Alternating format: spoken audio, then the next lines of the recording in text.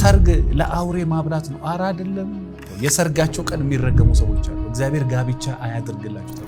በሰርግ ምክንያት በጣም ብዙ ሺህ ሰዎች እየተለያዩ እስከ ሰርጓ ዋዜማ ቺት ታረጋለች። እስከ ሰርጉ ዋዜማ ቺት ያደርጋል። ህይወት ዞር ብለ አግብተን ከሆነ ዞር ብለ ሲሆኑ ደስ የሚል 20 30 40 50 ሚሊዮን ብር ፈጅቶ እስከ 100 ሚሊዮን ብር የፈጀ ሰርጋል። የተሰራው ሰርጉ ላይ ነው፣ ድንኳኑ ላይ ነው፣ ጭብጨባው ላይ ነው። እሱና እሷ ላይ ምንም አልተሰራ። አታቆም አያውቃትም። የሰርግ ለታ በጣም ብዙ የሚረብሹ ነገሮች ዋጥ አድርጋዝ። አዲስ ተጋቢዎች እግዚአብሔር እንኳን ለትዳር ህይወት በሰላም በፍቅር በጤና አደረሳችሁ። ምናልባት ደግሞ ለማግባት የምታስቡ ሰዎች እመኑኝ፣ የሆነ ቀን እግዚአብሔር የምትወድህን የምታፈቅሪውን የሚያፈቅርሽን የምትወዳትን የምትወድህን የምታፈቅርህን የምታፈቅራትን የምታስብልህን የምታስብላትን ሴት እግዚአብሔር ይሰጣል። ይሄንን እመነኝ። የእውነት እኔ በዚህ ሁሉ ዓመት ምን ታዘብኩኝ? ትላንትና እንደዛ ትዳር ጭንቀት ሲሆንባት መቼ ነው ማገባው ብላ ስታለቅስ የነበረ ሴት ዛሬ አግብታለች። ትላንትና በጣም መቼ ነው ማገባው፣ እግዚአብሔር መቼ ነው ሚስት፣ እኔ መቼ ነው ቤተሰብ ይኖረኝ፣ መቼ ነው ሰብሰብ ብዬ ለልጆቼ በጊዜ የምገባው ብሎ ሲጨነቅ የነበረ ሰው እግዚአብሔር ትዳር ሰጥቶታል። ምናልባት ይሄንን እርግጠኛ ላትሆኑ ትችላላችሁ። አሁን ባላችሁበት ቦታ ላይ ፈልጋችሁ ከማጣት የተነሳ ተስፋ ልትቆርጡ፣ እመነኝ አልኩ። 100% እመነኝ። እኔን እመነኝ ማለት እግዚአብሔር ይሰጣል እመነኝ ነው፣ እኔን አይደለም። ጋብቻ ላይ ያላችሁ ሰዎች በሰርግ ምክንያት በጣም ብዙ ሺህ ሰዎች እየተለያዩ በሰርጉ ድግስ፣ በሰርጉ ወጪ፣ በሰርጉ በሚወጣው ነገር ምክንያት ይሄን እናስገባ አይደለም ይሄን እናስወጣ አናስወጣም በሚል ሰበብ ባልና ሚስቶች እየተለያዩ። እናስገባ አይደለም በቃ እናስወጣ፣ ካሜራማን 2 ሚሊዮን እንክፈል፣ አዳራሽ ክራይ 5 ሚሊዮን እንክፈል፣ ወይ ደግሞ 1 ሚሊዮን እንክፈል፣ ወይ ደግሞ 500 ሺህ ብር እንክፈል። ሰርጋችን በ500 ሺህ ብር ይጠናቀቅ፣ ወይ ደግሞ በ100 ሺህ ብር ይጠናቀቅ፣ ወይ በ500 ሺህ ብር ይጠናቀቅ፣ ወይ ደግሞ ሰርጋችን በ1 ሚሊዮን በ2 ሚሊዮን ይጠናቀቅ። ሰርጋችን በቤተክርስቲያን ይሁን፣ ሰርጋችን መንፈሳዊ ይሁን፣ ሰርጋችን ዓለማዊ ይሁን፣ ለሽምግልና ይላክ፣ እዛው ለታን ጨርስ አንጨርስ። በዚህ ምክንያት ባለመግባባት ባልና ሚስቶች ወይ ደግሞ ለጋብቻ የደረሱ እኔ ራሱ በዚህ ጠር በጣም ብዙ የሚባሉ ከስተመሮች በጋብቻ ጉዳይ ተጣልተው አማክረዋል። በቃ ጫፍ ላይ ደርሰው በምን ምክንያት? በወጪ ምክንያት። አንተ እሷን እንደምትወዳት አንቺ እሱን እንደምትወጂው፣ አንተና እሷ እንደምትዋደዱት፣ ወይ ደግሞ አንተና እሷ ምን ያህል ዲሲፕሊን እንዳላችሁ፣ ወይ ደግሞ አንተ ችግሮች የመፍታት አቅም ምን ያህል ከፍ እንዳለ ወይ ደግሞ ከፍ ያለ እንደሆነ የምታረጋግጠው ትንሿን ችግር ተነጋግረ መፍታት ስትችል ነው። አንቺና እሱ ተነጋግራችሁ ችግር የመፍታት አቅማችሁ፣ አንቺ ከሱ ጋር ተነጋግረች ችግር የመፍታት አቅምሽ ምን ያህል እንደሆነ፣ አንተ ከሷ ጋር ተነጋግረች ችግር የመፍታት አቅም ምን ያህል እንደሆነ በደንብ በጥልቀት የሚታይበት ልክ ይሄ የጋብቻ ሰሞን ራሱ ጋብቻው ራሱ ያስጨንቃል። ከዚህ በፊት አግብታ አታውቅም። ለመጀመሪያ ጊዜ ነው የምታገባው። ለመጀመሪያ ጊዜ ነው እሷም አንተ የምታገባው። ራሱ ያስጨንቃል። እንዴት ነው አክት ማድረገው? እንዴት ነው? ምናልባት ልም ያለ ዓለማዊ ሰው ሊሆን ይችላል እሷ ደግሞ ልም ያለች መንፈሳዊ ሴት ልትሆን ይችላለች። ለእሷ በቤተክርስቲያን በቸርች መጋባት ደስ ሊላት ይችላል። በቃ የልጅነት ጉጉቷ ሊሆን ይችላል።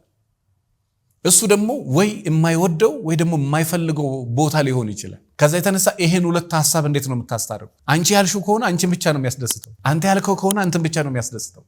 የጋራ ደስታ ግን መፍጠር ትልቅ ብልሃትነት ነው። የጋራ ደስታ መፍጠር ትልቅ አስተዋይነት ነው። ከሷ ሐሳብ ወስደ ከራሳ ሐሳብ ወስደ መካከል ላይ ባለው ነገር መስማማት መቻል በጣም ትልቅ ብስለት፣ ትልቅ ብልሃት። አንተ ብቻ ባልከው እንዳይሆን። የሰርግ ወጪ አንተ 1 ሚሊዮን ትላለህ፣ እሷ 5 ሚሊዮን ትላለች። ሴት ልጅ በተለይ ለሰርግ ያላቸው ነገር ብዙ ወንድ ጥቂት ካልሆነ በስተቀር ብዙ ወንድ ብዙ ማግባት ሰርግ መደገስ አይፈልግም። ከጥቂቶች በስተቀር ብዙ አይፈልግም። ሰርግ ላይ በጣም ኦቨር ያሉ ሴቶች ናቸው። ሁሉም ግን ማለት አይደለም። ሰርግ የሚወዱ ወንዶችም አሉ። በይበልጥ ሰርግ ላይ ለየት ያለ ነገር ያላቸው ሴቶች ናቸው። ኦፍ ኮርስ በቃ ደስ ካላት ደስ አላት ነው። ለምን ደስ አለሽ አይባልም። አንዱ ደስታ እኮ የሷ ደስታ ነው። ነገር ግን ደስታሽም ቢሆን በመጠን። በጣም ብዙ ሴቶች በቃ እንዲደገስ ትፈልጋለች። ገንዘብ አንቺ ገንዘብ የለም አንተ ደገስ፣ የመደገስ ግዴታ አለ። በቃ የሚችለው 500 ሺህ ብር ነው ወይ የሚችለው 100 ሺህ ብር ነው። በቃ ይሁን ብላ ካስገባችሁ በኋላ 100 ሺህ ብሩ አለቀ፣ ማለቃቀስ ጀመረች። ከዛ በኋላ እንደምንም ብሎ 50 ሺህ ብር ተጨናንቆ ጨመረ። አሁንም ማልቀስ ጀመረች። 200 ሺህ ፈጀ። አሁንም ማልቀስ ጀመረች። ሌላ ተጨማሪ ነገር ግዴታ ያስፈልግ። ታዲያ ምን አድርጌ ነው የምትለኝ? ስድብ ጀመረ። በቃ ይቅርብኝ አለ ነው። በቃ ይቅርብኝ፣ እኔ በአቅሜ ነው መኖር የምፈልገው። ይሄን ደግሞ መጀመሪያም ነግሬሻለሁ። እኔ ሰርግ አልፈልግም አቅሜን ስለማቀው። ነገር ግን በአቅሜ ስልሽ እምቢ ብለሽ እዚህ ጣጣ ውስጥ ያስገባ አልፈልግም አለ። ይሄ የቀልድ ማስደንገጥ አይደለም፣ የእውነት አልፈልግም አለ። ሽማግሌ ተሰብስበው እሪ ተብል በቃ ይቅርብኛል። እኔ ነገም ተጨናንቄ መኖር አልፈልግም። እኔ በቃ ይሄ እንደዛ ባይባልም እንኳን የሆነ ነገሩ ግን በጣም የምታደንቀው ሰው አንዳንድ ሰው አንገቱን ደፍቶ ገብቶ በኋላ ይበቅላል። አንዳንድ ሰዎች ደግሞ የማይሆነው ነገር በቃ አይሆንም ይላል። ከገባበት በኋላ ባይሆንም እንኳን አቅሜ አይፈቅድ ማለት ልክ ነው። በ1 ሚሊዮን ብር ተስማምተው ተጀመረ። መቼ? ህዳር ተጀመረ። አንዳንድ ቦታ ቀብድ መሰለ በቃ በ1 ሚሊዮን ያልቃል በኔው ንብቅ በቃ እዚህ ጣጣ ውስጥ መግባት አልፈልግም አንቺው ጨርሺ ብሎ 1 ሚሊዮን ብሩን ሰጣት። ከዛ በኋላ 1 ሚሊዮን ሰጥቷት እሷ እዛ ቀብድ ነው የከፈለችው። በቃ ችግር የለውም በፍቅር አሳምነዋለሁ ይወደኛል ምናምን ብላ በኋላ ላይ ምን ማለት ነው አለ በስንት ጭቅጭቅ በስንት ዱላ በስንት ኩርፊያ 1 ሚሊዮን ብር ጨመረ። ከዛ በኋላ አሁንም እየሳቀች 1 ሚሊዮን ብር ጨመራለች። ከዛ በኋላ በቃ ይቅርብኝ የወጣው 2 ሚሊዮን ብር ይቀር አንቺም ቅሪ አልፈልግም እኔ ገና በክደት የማታስብልኝ ለኔ ገንዘብ የማትጨነቅ ሴት አታስፈልገኝም ማለት ለኔ የምታስፈልገኝ ሴት ለኔ ገንዘብ የምትጨነቅ ሴት ነው። ልክ ነው ልክ አይደል? አንቺ ብትሆኚ ለአንቺ ገንዘብ የማይጨነቅ ሰው ባለቤቴ ነው ብለሽ ትቀበያለሽ? አንተ ብትሆን ለአንተ ገንዘብ የማትጨነቅ ሴት ይሄ ወንድ ጋር ብቻ አይደለም ሴት ልጅም ጋር በቃ ችግር የለውም እናድርግ ብሎ ወስውሶ እዛ ውስጥ አስገብቷት ችግር የለም 1 ሚሊዮን ብር ነው የሚፈጀው ወይ 500 ሺህ ብር ነው የሚፈጀው ብለህ ገብተህ ገንዘቡን ከተቀበልክ በኋላ 1 ሚሊዮን ጨምሪ ብለህ ብትላት እንደምንም ብላ በሰላም ለማሳለፍ ትሰጣለች። ሌላ ደግሞ 1 ሚሊዮን ብር ይፈጃል ብለህ ስትባል ከዛ በኋላ ባዶ ነው የምትሆኚ ወይ ደግሞ ባዶ ነው የምትሆን። በቃ አወጣ ገንዘቡን አሁንም ገንዘቡ አልበቃ አወጣ። እኔ ይቅርታ አድርጉልኝ እኔ ለምን ሰው በጣም ያላቅሙ እንትን ማለት እንደሚወድ አላቅም። የእውነት ያላቅም በቃ መንጠራራት ሰው ይወዳል። በቃ ከተማ ውስጥ መነጋገር ቢሆን እኮ ደስ ይላል። ብዙ አይን አታብዙ። በነገራችን ላይ ያው ህይወት ዞር ብለ አግብተም ከሆነ ዞር ብለ ሲሆኑ ደስ የሚለው እኛ ሀገር ለምን እንደማይባል በአቅም ባላቅም አቃለውም አላቀውም አይን ጥሩ አይደለም ይባላል። በጣም የተዘፈነለት በጣም የተዘመረለት ከተማ ውስጥ መነጋገሪያ ሆነ። እኔ አላወራም እንጂ ሚዲያ ላይ ባወራ የምታውቋቸው ሰዎች ብዙዎቹ መነጋገሪያ ሰርግ ያላቸው ዳር ማይ ከስተም ብዙዎቹ ከስተመሮቼ ናቸው አውቃቸዋለሁ። እና አያሳዝኑ? በጣም ነው የሚያሳዝኑ። በጣም አልኩ እንደዛ ተጨንቀ 20 30 40 50 ሚሊዮን ብር ፈጅቶ እስከ 100 ሚሊዮን ብር የፈጀ ሰርጋል 100 ሚሊዮን ብር ፈጅቶ ተሰርጎ የተሰራው ሰርጉ ላይ ነው፣ ድንኳኑ ላይ ነው፣ ጭብጨባው ላይ ነው። እሱና እሷ ላይ ምንም አልተሰራም። አታቆም አያውቃትም። እስከ ሰርጓ ዋዜማ ቺት ታደርጋለች። እስከ ሰርጉ ዋዜማ ቺት ያደርጋል። አላወሩም እነሱ ሰርጉ ላይ ነው ያወሩት እንጂ እነሱ ላይ አላወሩም። የተጨነቁት ድንኳን ላይ ነው የተጨነቁት፣ የፎቶ ጥራት ላይ ነው የተጨነቁት። ሌላው ላይ አልተጨነቁም። እነሱ አልተነጋገሩም፣ አላወሩም። በቃ የተጨነቁት ምኑ ላይ ነው? ሰርጉ ላይ ነው። ግን ብዙ ነገር አልተሰራ፣ ብዙ ነገር አልተስተካከለ። ዞሮ ነጥቤ ምንድነው ወይ ደግሞ መልእክቴ ምንድነው? በተቻለ መጠን አንድ ነገር እዚህ ጋር ማለት የምፈልገው ነገር ተነጋግረህ ወይ ደግሞ ተነጋግረሽ የተማመንሽበትን ነገር ወደ ኋላ አትመለሽ። አይኖ 1 ሚሊዮን ብር የተባለ ነገሮች እየጨመሩ ስለሆነ 1 ሚሊዮን የተባለ ሰርግ በትንሹ ወደ 1 ሚሊዮን 500 ሺህ ብር ሊሄድ ይችላል። 500 ሺህ የተባለ ሰርግ ወደ 700 ሺህ ሊጠጋች። ይሄ ኤክስፔክት የሚደረግ ነገር ነው፣ የሚጠበቅ ነገር ነው። ነገር ግን ከሰው ጋር አውርተ እኔ ኪሴችን እኔ ምን አውቃለሁ መሰላችሁ በዚህ ወር የ9 ሚሊዮን ብር መኪናውን ቀንሶ በ8 ሚሊዮን ብር 1 ሚሊዮን ብር ከስሮ የሸጠ ሰው አውቃለሁ። በሰርግ ሰበብ በቃ ይቆማል በተባለ ደረጃ ሰርጉ አልቆምም፣ ቀጠለ። መሬታቸውን ካርታ ፕላን ያሳዙ አሁን ባንኩን እያስጨነቁ ያሉ አሉ። ባካችሁ ለሰርግ እኮ የፈለግነው ብሎ ባንኩን እያስጨነቁ ያሉ አሉ። ቤታቸውን እየሸጡ ያሉ አሉ። መኪናቸውን እየሸጡ ያሉ አሉ። ንብረታቸውን እየሸጡ ያሉ አሉ። በምን ሰበብ? መቆም በማይችል በሰርግ ወጪ ሰበብ። ስለዚህ እኔ የእውነት አዳዲስ ሙሽሮች ከሆናችሁ ይሄን ቪዲዮ የምታዩት የደገሳችሁ ካላችሁ ደግሱ። ነገ የእድሜ ልክ ጭቅጭቅ እንዳታተርፊ እሱ ባለሽ መንገድ ብትሄጂ ጥሩ። ከሷ ጋር የጭቅጭቅ ነገር እንዳታሳልፍ በኋላ አንተ እንዲያርገኝ ነው አንቺ እንዲያርገሽ ነው ወቀሳ እንዳይመጣ ከባለቤትሽ ጋር ተስማሚና በዛው መልክ አድርጊ። ብዙ ሴቶች ሰርጉ ካለፈ በኋላ ይከሰሳሉ። ብዙ ወንዶች ሰርጉ ካለፈ በኋላ ይከሰሳሉ። ሰርጌን እንደዚህ አበላሽተሽ ካሜራ የማይሆን ቦታ እሷ እያለችው የማይሆን ቦታ ቀብድ ሰጥቶ ፎቶ ተበላሽ። በጣም የሚጨቃጨቁ ባልና ሚስቶች አሉ። በጣም ሲበዛ የሚጨቃጨቁ መጀመሪያ የተነጋገሩበት ነገር አይደለም የሆነው። ከዛ በኋላ የሆነው ነገር ያልተነጋገሩበት ነገር ጥራቱ በዚህ ደረጃ ተብሎ ከዛ በኋላ ተበላሽቶ እንግዲህ እሱ አለም ይባል ቦታ ሄጄ ቀብድ ሰጠው ነው ያለው። ግን ጥራቱ እንደዛ አለው። ተጨቃጭቆ ከሷ ጋር ተጣልቶ ገንዘቡ ወጥቶ መጨረሻ ላይ ግን ጸብ ነው። ስለዚህ እኔ የሰርግ ጉዳይ ላይ ባልና ሚስቶች ካላችሁ እንዴ አንድ መጀመሪያ ቁጭ ብሎ መተማመን ይጠይቃል። አቅማችሁ ካልፈቀደ አትደግሱ። የእናንተ ዓለም ቢታይ የደስታ ቀን ነው። ሰው ሰርጉና ሞቱ ይባላል። የዛ የዓለምሽ ቀን ነው፣ የደስታሽ ቀን ነው፣ የሰርግሽ ቀን ነው። ብትደሰት ደስ ይላል። ነገር ግን በመጠን ሰርጉ ካለፈ በኋላ ዕዳ መክፈል እስከሚሰለች ድረስ አንተ ቤት ሳይኖር መኪና ሳይኖር በስንት ዕዳ ተከበሽ ቤት ሳይኖርሽ መኪና ሳይኖርሽ ያለ አቅም ትልቅ ሰርግ መመኘት ይሄ እንደሞ ያ ነው። አቅም ያላችሁ ሰዎች ካላችሁ 100 ሚሊዮን ብር ያደርጋል። በ300 400 ሚሊዮን ብር ብትደግሱም በራሱ ችግር የለም። አቅም አለኝ ካለ መብቱ ነው። ሁሉም ሰው እንደኛ እንደምንለው እንደምናወራው ይሄድ አይደለም። ምናልባት ምስኪን ይሄን ቪዲዮ የሚሰሙ ምስኪን ሰዎች ሚሊዮነርም ሆኖ በብዙ ዕዳ የተያዘ ሰው አለ። ተጨናንቆ ለምን ይደግሳል? አዎ በዛ ላይ ደግሞ እዚህ አካባቢ ላይ ይሄ ባልና ሚስቶች ካላችሁ ሰርግ ለአውሬ ማብላት ነው። አራ አይደለም እንዴ? እኔም ብጠራኝ ያንተን ቅባት ላልበላው ይችላል። ማንም የከተማ ውስጥ ያለ አሉ የምትሏቸው ሰዎች ከጥቂት በስተቀር ሰርግ ላይ ያለን ምግብ ሰው ብዙ አይበላውም። ለምን? ራሱ ስለሚረብሽ ብፌ ነው የሚረብሽ ነገር አለ። ከዛ የተነሳ ሰው ላንተ ምግብ አይደለም ላንተ ደስታ ነው ከመጣው መጣው ላንቺ ደስታ ነው የምትመጣው እናትሽ እንጂ አንቺ ምግብ ለመብላት አይደለም።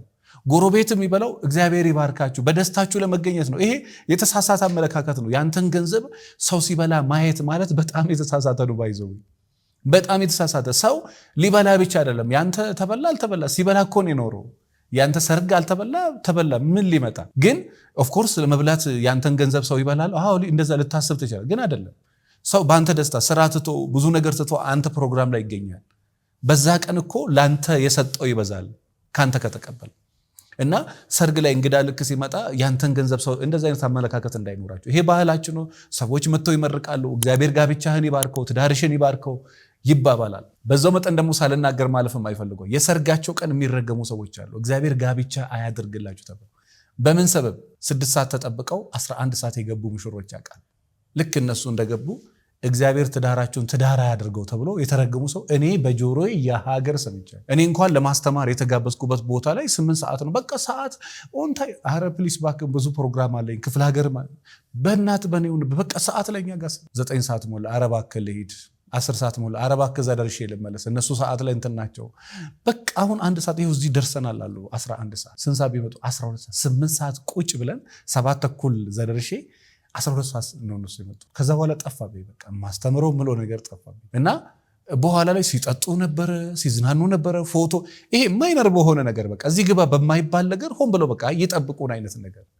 እኔ ሙሽሮች ከሆናችሁ መረገም ካልፈለጋችሁ በስተቀር ሰዓት ጠብቁ። ማን ነው እዛ ቁጭ ብሎ አንቺን የሚጠብቀው? ማን ነው አንተን ቁጭ ብሎ የሚጠብቀው? አንተ ህዝብ ቁጭ አድርገ እየጠጣ በአንተ ኬርለስነት በአንቺ ኬርለስነት ቁጭ ብሎ ህዝብ ይጠብቃል። ከዛ ልክ ሰው ሲመጣ እግዚአብሔር ጋብቻችሁን አይባርከው ሐዘን የዛ ቀን ነው የሚጀምረው። ለምን ሰው ያዝንባል? 6 ሰዓት ካልክ 6 ሰዓት ኦን ታይም ድረስ። ያበሻ ቀጠሮ ምን አመጣው? ያበሻን ቀጠሮ 8 ሰዓት ከሆነ 8 ሰዓት ተገኝ፣ 10 ሰዓት ከሆነ 10 ሰዓት ተገኝ። ሽምግልና አንድ ቤተሰቤ ነው እምቢ ማለለው ሰው ነው። እባክህ ካልተቀመጥከልኝ መወዳት ልጄ ነው እሺ ብዬ ሄድኩ። ግን ፕሊስ እኔ ሰዓት የሚባል ነገር የለኝም ለአንተ ስለሆነ እንጂ በህይወቴ ማድረግ የማልፈልገው ነገር ነው። በእኔ ይሆንበካል።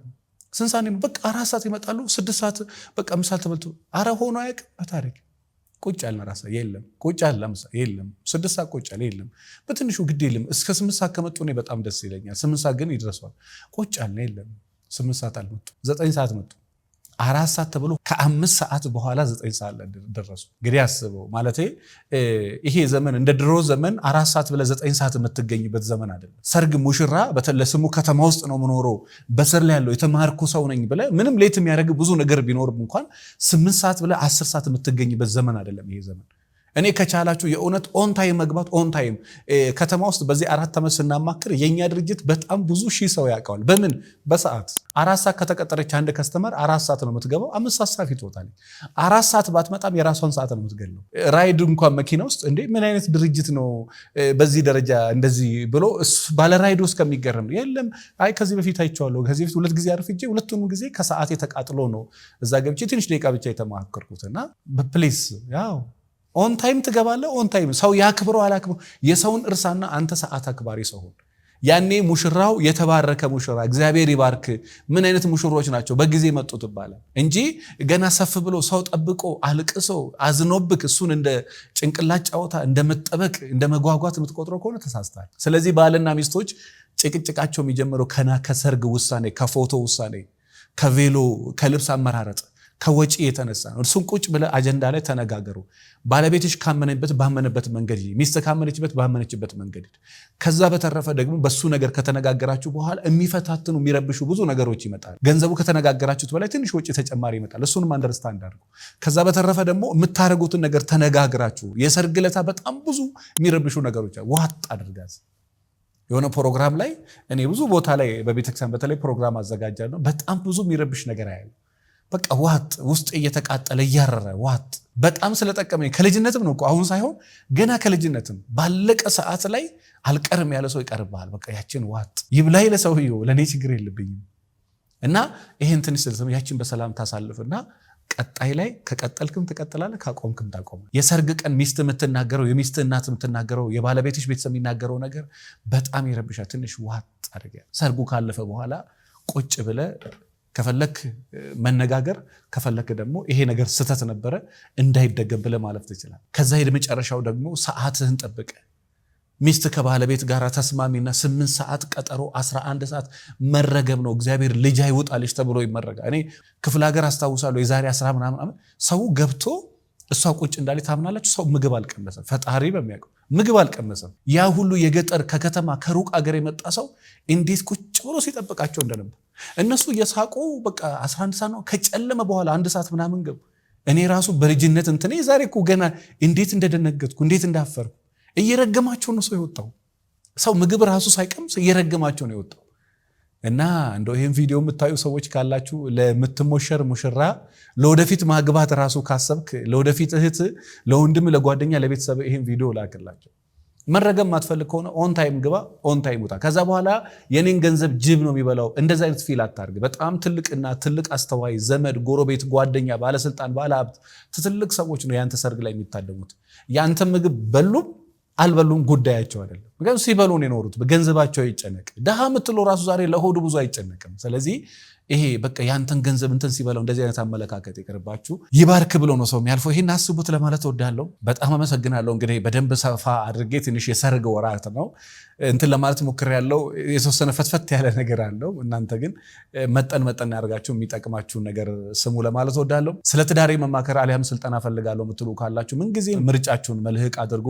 ቤታችሁን ሰላም፣ ትዳራችሁን ሰላም፣ ህይወታችሁን ሰላም ማድረግ ከፈለጋችሁ ወደ መልህቅ ጎራ በሉ። ለበለጠ መረጃ 09774050 ላይ ደውሉ። ስለ ፍቅር ህይወት፣ ስለ ትዳር ህይወት በቂ እውቀት ማግኘት እንፈልጋለን የምትሉ ካላችሁ ደግሞ የትዳር ሐኪም መጽሐፍና 200 ችግር 200 መፍትሄ ችግሩን ከነ መፍትሄው የምታገኙበት መጽሐፍን ማንበብ ትችላላችሁ። በቅርብ ቀን ደግሞ አዲስ መጽሐፍ ይወጣል። እንዲሁ በኦንላይን ሰኞና አርብ ላይቭ ላይ ታገኙናላችሁ። አመሰግናለሁ። በጣም መልካም ጊዜ